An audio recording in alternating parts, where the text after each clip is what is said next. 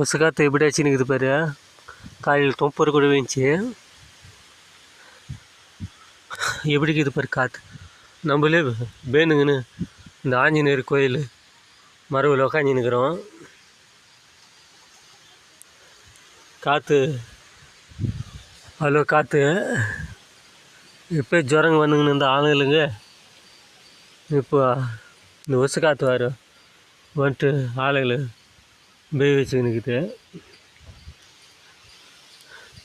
இன்னைக்கு கடவுளுக்கு மத்தியான நேரம் கூட வலுகேற்றிக்கிறோம். ஏதோ காற்றுக்கு அலைமோதி நிற்குது.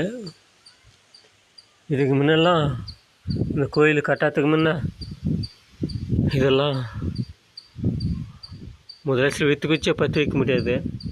இப்போ நான் இவ்வளோ தட்டிக்கின்னு கடவுளை காப்பாற்றிக்கினுக்கிறாரு.